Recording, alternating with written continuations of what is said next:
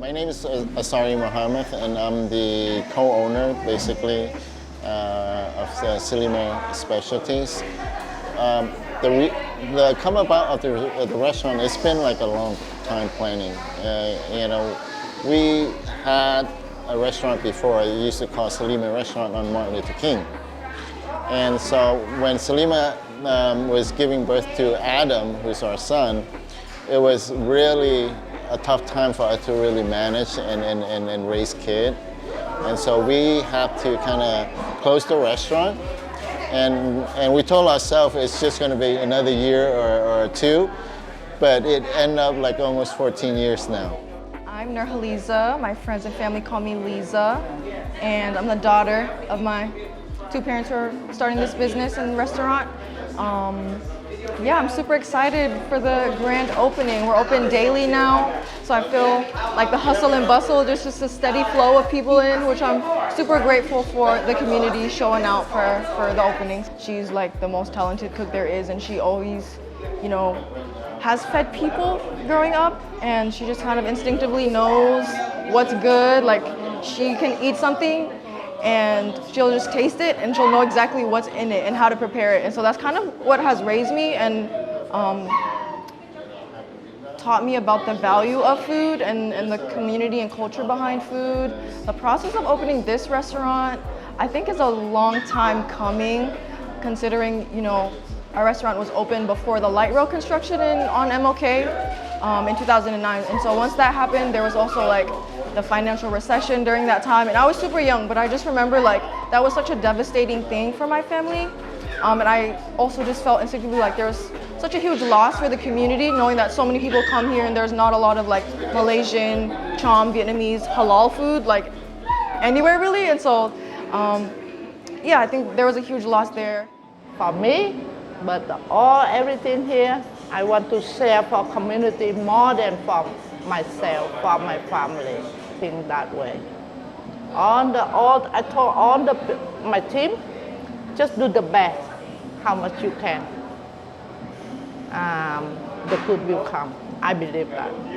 All the recipe from kitchen, from here, I collect all the stuff out the country. Malaysian, Canada, Vietnam, Thailand, I collect all the good recipes. When you eat good food, you're happy.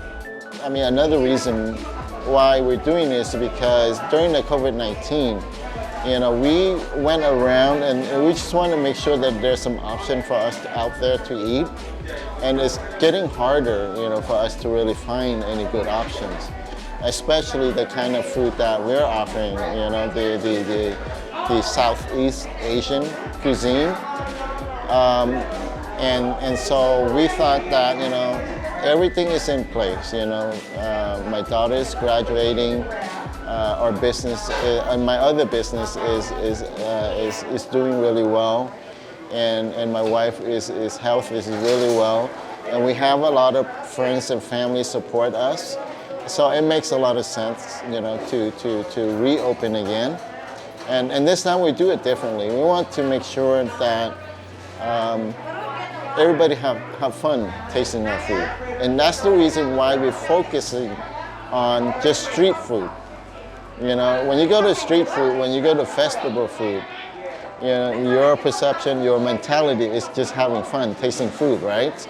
And we want to capture that. We want people to come to our restaurant and make sure that they're happy. They want to taste the food. They want to taste the drink. Over the years, my parents always kind of have talks around like, oh, if we had this location, this is what we would do, or if we had a new spot, this is kind of how we would change and learn from our mistakes. And so that's always kind of been in the back of my family's minds and dreams, right, is to hopefully open another spot for the community.